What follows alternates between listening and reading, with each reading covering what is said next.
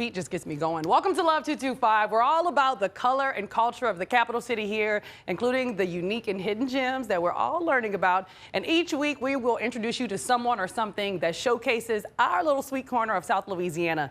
And this week we've got an action-packed episode. We're talking everything new. A new author, new developments in North Baton Rouge, a new pizzeria and bar, and new ways to enjoy our faves and stay healthy. Now, as a journalist, Jumata Emill wrote about crime and politics in Mississippi and Louisiana. And in his newly released Penguin Random House published book, The Black Queen, he's writing about more crime. This time is young adult fiction set in Louisiana. From the homecoming crown to murder, this book is a must read, and we will sit down with the man behind the story to talk all about it. And later, we'll be joined by two ladies from the American Heart Association because we're still highlighting women this Women's History Month. Tracy Vincent, a.k.a. Chef Tracy, and Jennifer Wagasback will introduce us to some easy and tasty ways to treat ourselves and our hearts. And that's all ahead of their annual Heart Walk. They will show us some simple ways to make changes in taking care of ourselves, not just this month, but all year long. Most of these HBCUs around the country, they deal with the same problem, a lack of access to food, transportation, and entertainment around the areas that the schools are housed in. Plus, we're heading up to Scotlandville to get a new look at least one new development that the owner hopes to have a big impact on the community. He's on a mission to rebuild the historic Scotlandville area one spot at a time, and he's doing it in a major way. Lighthouse Bar and Pizzeria is open, and it's spectacular. It's a laid-back spot that offers the whole city a luxury experience right there in our backyard. And I can't wait for you to see what they're whipping up at Lighthouse. That's in today's Red State Greasy Spoon segment. We're so excited about it. And that's not all. We can't wait to give you a peek inside of Lighthouse. We'll head over there a little bit later. But first, we sat down with the developer, Tevin Wayde, who says he has big plans for the future of the Ville. And he's no stranger to Scotlandville. He lives there and says he wants the future of that historic area to be bigger, better, and brighter. This week for Love 225, we're taking a road trip. We're up in Scotlandville on Scotland Ave, visiting this beautiful new building, home of Southern Coffee and Lighthouse Pizzeria and Bar. We had the opportunity to talk to the owner of this building, Mr. Tevin Wayde. Let's go inside and check it out. We wanted to be intentional about the developments that we're doing inside the urban core communities. And when you look across America, our communities are the first to be gentrified that's near HBCU campuses. The struggle was real growing up, so I just really wanted to give back to the community that I'm from and be intentional with even like moving back to the community by practicing what we preach. Describe to me what this building looked like when you were a kid. What do you remember of it? A lot of times we forget is what the community was before, I was here, and it was a thriving community, a thriving Black community. With Southern University sitting here, I mean, it's only right for us to revitalize it and make sure that we can control what happens in this community. And you were telling me earlier that you had moved away for a little while, but then the flood of 2016 kind of brought you back for work, right? I'm a person, I never believed in 401k as for my retirement because how I want to live and retire. So I just always would buy lots. Like with my extra money, I would just buy lots because I said a lot, you can't pull the money out of it easy, and dirt always increase in value. So like, what's your big long-term vision? To not only revitalize Scotlandville, but to revitalize urban core communities near HBCUs around the country.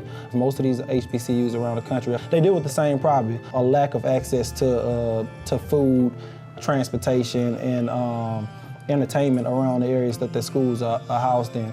But for Scotlandville, my long-term goal is to see other business owners actually take the initiative to move into this community and thrive from it. Our city plans look for a lot of these areas to be suburban, but we've moved away from a suburban culture. People like to ride bikes, people like to walk, people like the grocery stores to be near. So that's why all of our focuses are try to do mixed-use development or have a commercial strip right by where we develop housing. So tell me, what's going to be the next step in your entrepreneurial businesses, or like in your, in your ventures? Get the community together, and when I say the community, I'm talking about small business owners, not just in this neighborhood, but in other neighborhoods as well that want to be a part of this growth. I feel like we've gotten far, but it's so much farther that we have to go. Tevin says it's been years in the making, from concept to reality, but his latest business, Lighthouse Bar and Pizzeria, is open, and they are ready for their grand opening on April 1st. And as you know, we got a sneak peek and a sneak taste. We'll take you inside of Lighthouse later on in the show. And when we return right here on Love 225, we're sitting down with a published author, Mr. Jumata Emill, who has a new book out. We're talking legacy, high school royalty, and murder? Question mark? You'll have to just stay tuned for that and more right here on Love 225.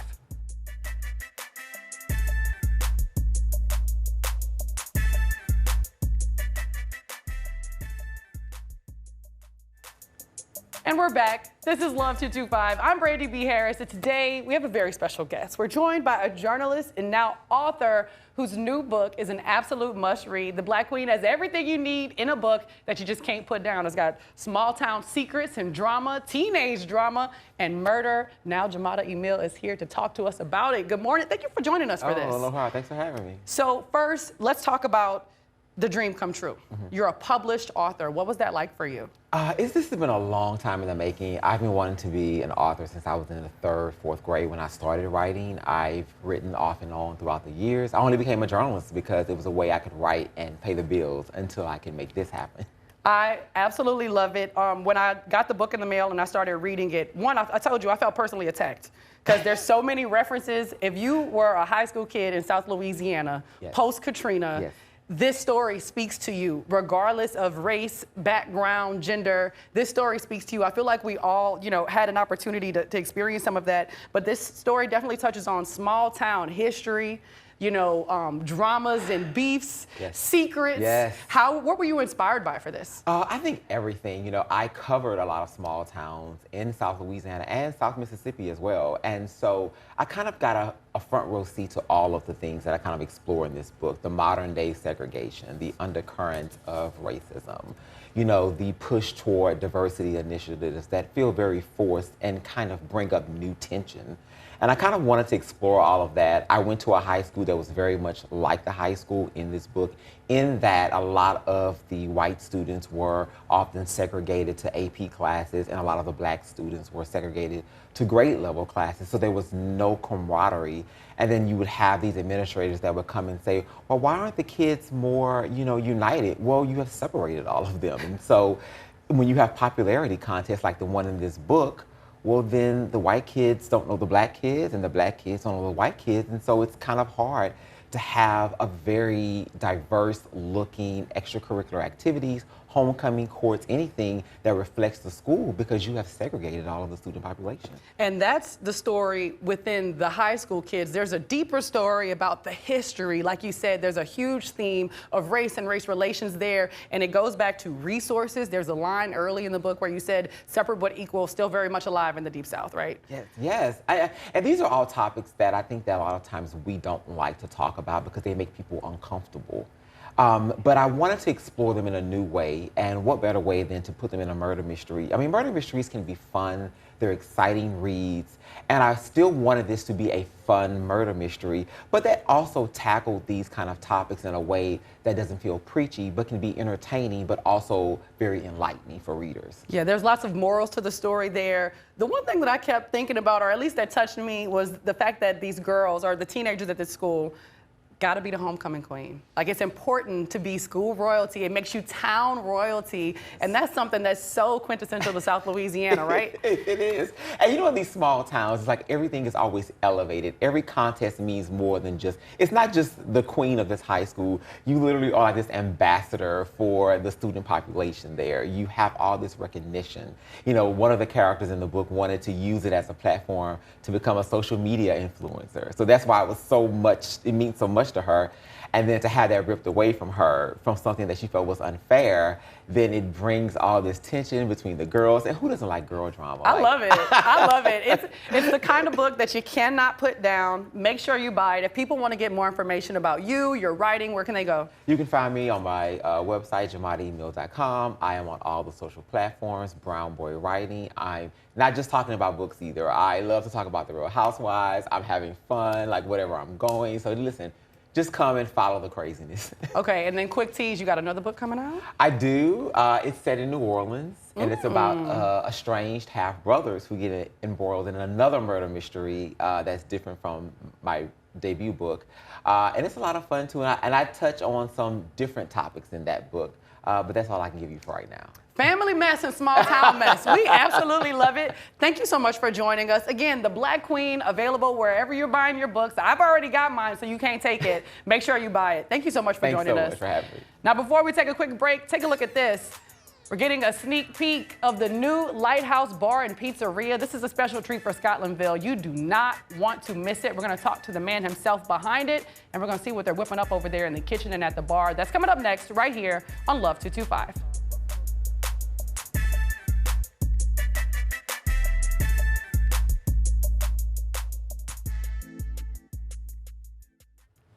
Earlier, we introduced you to Tevin Wayde, the man behind some of the biggest revitalization projects in Scotlandville. One of those projects actually comes from a passion for pizza and from his background as an electrician. So we stopped by Lighthouse Bar and Pizzeria on Scotland Avenue for a peek at the food, the spirits, and the electric vibe. The pizzeria idea really came from like my love from cooking. Originally, I actually wanted to be a chef when I was younger. I wanted like a lounge atmosphere. After dealing with the headaches and stuff of the industry, I kind of seen where I wanted to fit in at. And we call it Lighthouse just because of my background in electrical. Having like staples on the wall like Thomas Edison, Louis Latimer, and Nikola Tesla. What's your favorite pizza to get over here? My favorite pizza is a sweet heat pizza. I just our top seller. Hi, we're doing a sweet heat pizza here. And these are the ingredients we replace. It's our pepperoni and also our beef and our jalapeno peppers here. And it's topped with our Italian seasoning and also cheese. And our second process is our buffalo chicken. We add boneless chicken breast. We add our red onions also, our fresh bell peppers, a little sprinkle of cheese, and we place here in our pizza oven for exactly 5 minutes. Sweet chili sauce. This is our buffalo chicken fried with our buffalo sauce and also our ranch dressing. If you had to describe the vibe in here, because when I left the other day after I walked in, I was like, it's just a vibe. And Wes was kind of saying the same thing, it's just a vibe. If you had to describe the vibe for people who haven't been here yet, how would you describe it? Intimate, intimate setting. And we get the question all the time, why don't we knock out the wall and make it bigger? Because it was intentional about being an intimate setting, because we want a spot where people can come on a date with, or you can come, hang out with your girls at the bar, or, just have a business meeting here. I can't wait to bring my family here for like our pizza night. Like, tell me what you are most excited about ahead of like the grand opening. I'm honestly just excited about people coming and actually putting eyes on the community development that's happening here. Don't go away. If you're going to Lighthouse to enjoy pizza and spirits, then you'll need to stay tuned for what's next. Who run the world? Girls. They also walk for the American Heart Association, that is. Chef Tracy, Jennifer Wagasback are in the building. They'll give us some easy things that we can do to stay healthy and active ahead of their upcoming event. That's still to come on Love 225.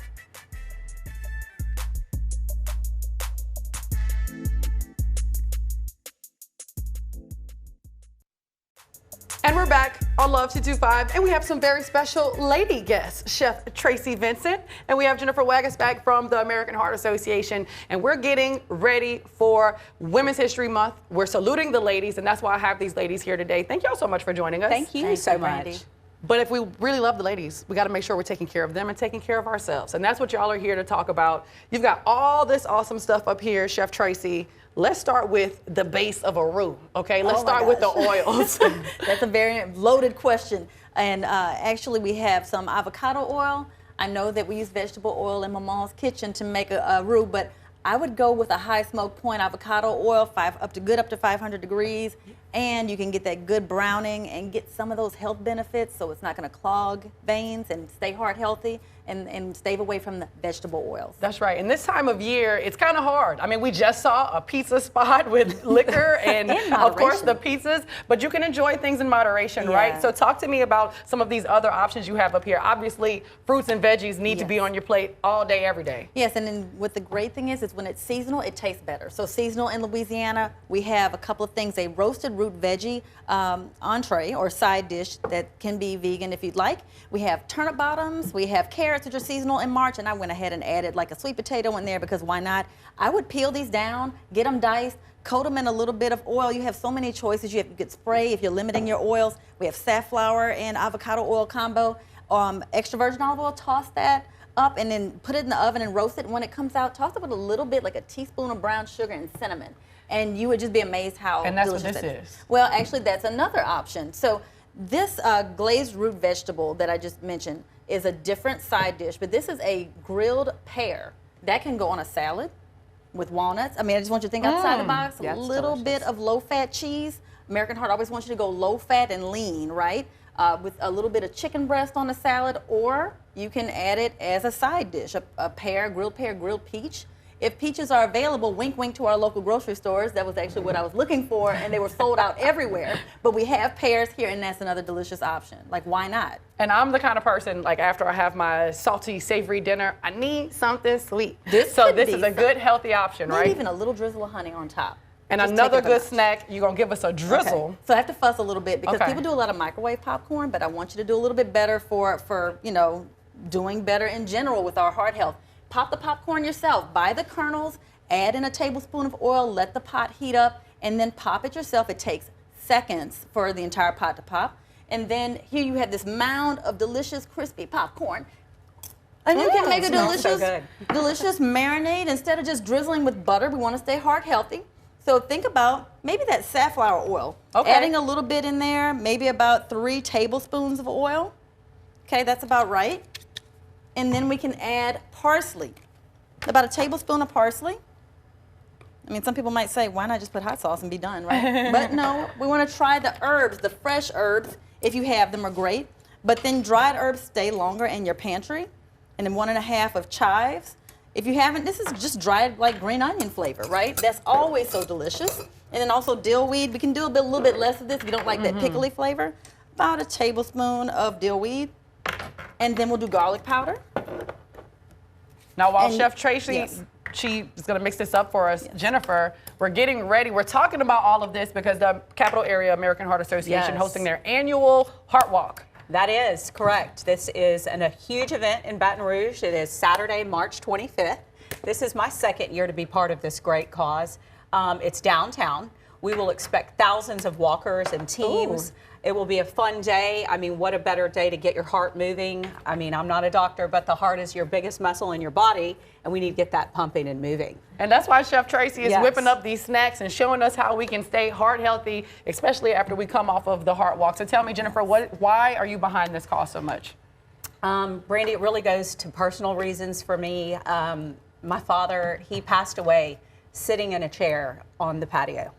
Not to get into all of that, but sitting in a chair, sedentary, and it was a cardiac event. He never really moved. He smoked, not a healthy lifestyle. So I am behind this for personal reasons, very, very much. We've got to move. Just 30 minutes a day can increase your life expectancy by 17%. And you can get out there Okay. to the Heart Walk and you can join everyone out there for the fun, and it's going to get you moving. Yes. It's going to get your soul stirred up. You do not want to miss it because personal reasons. Everybody knows someone. Everyone has seen it. We all know the serious effects of heart disease and why heart health is so important. It's so important. Right now, so many people are struggling with diabetes, okay? It's on the rise. High blood pressure. I'm in my 40s, and I can't tell you the amount of men that we're seeing with high blood pressure, and they're already on medications. This is so easy to combat just by getting out there and walking. Walking and making sure that we eat nice, healthy, tasty snacks. Chef Tracy, what do you have? Okay, so that concoction of herbs and the safflower oil and avocado oil, we're just gonna drizzle that over our popcorn. And we're gonna mix it a little bit, and we're just gonna sample it. Like it is, Wow. I mean, try something different. It is heart healthy. There's no guilt in this. There's, oh, I can only snack share. Okay, ladies, everybody dig in. I'm gonna get ready for the herbaceous mix. next teas. Thank y'all so Wow. much for joining us. That is Thank tasty. you. That is delicious. delicious. A healthy way for you to enjoy your favorite popcorn snack. Don't go anywhere. We got a little bit of land yap for you right after this break. Stick around for more Love 225. That's so good. It is.